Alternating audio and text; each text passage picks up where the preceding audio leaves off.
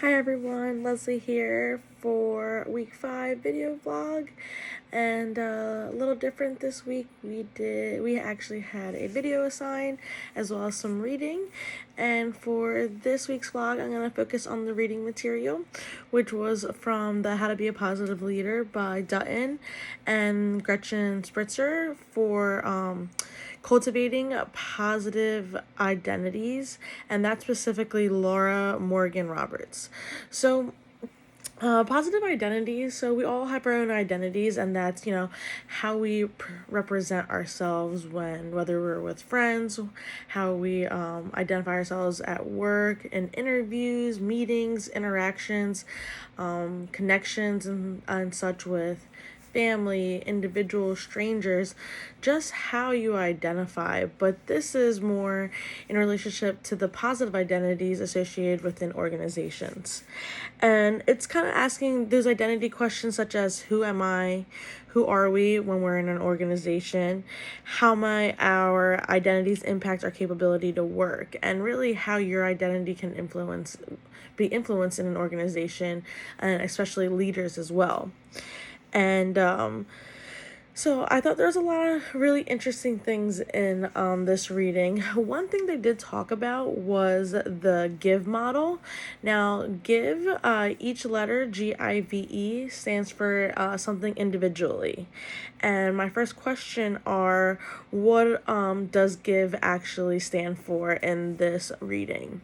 Now, the GIVE model was, it's a model of a positive identity, and it was used to explain four of the most common ways a person might respond positively to the question, who are you at work? So that is my first question. Another interesting thing was it really talked about what positive identities can do, and what impact and what effect they actually have. And I really thought it was pretty amazing to see some of the things that they came up with. So as they said, it says it unlocks positive identity construction, unlocks valuable psychological and social resources in work organizations.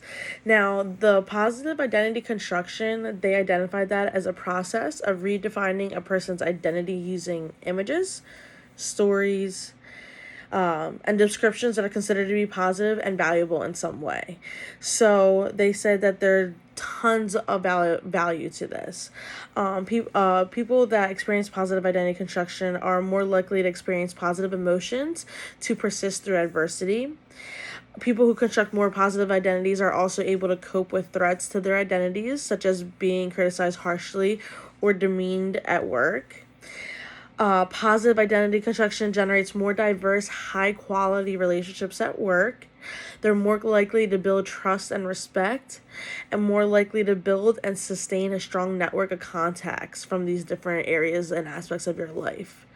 So it was just amazing to see all the different things that positive identity and reconstruction and enhancing those identities can have in the workplace.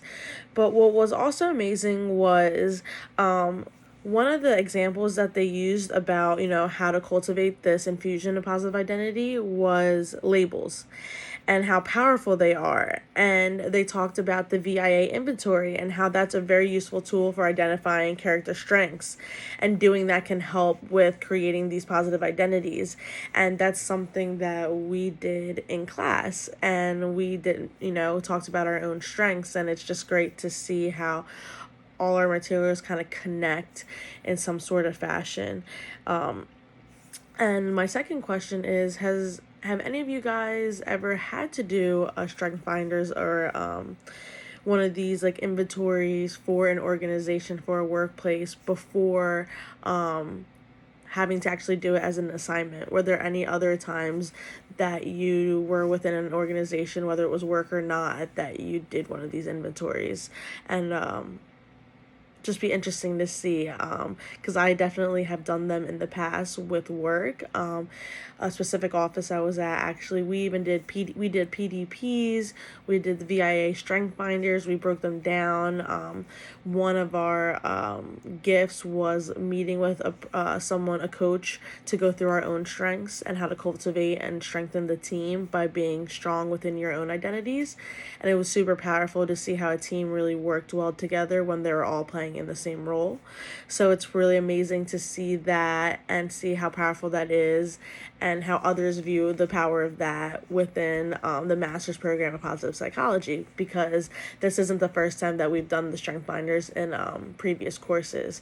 So it just goes to show you, the power that it can hold, not just in your own personal life, but in all aspects of life.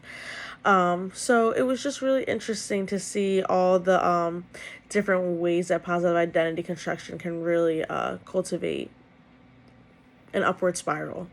And the last takeaway that I had was, it's one of the things that they actually said, putting it at the end, is that the more positive characteristics you see, the more you will find. So the more you uncover and, peel these layers off of your strengths and your identity, the more you're going to learn about yourself and what really drives you and your passions, and I think give you the answers, and knowing that you're on the right path and in the right journey. And it's really inspiring and hopeful. So I hope everyone's had a great week, and I hope may the 4th be with you guys, right? And have a happy Cinco de Mayo tomorrow.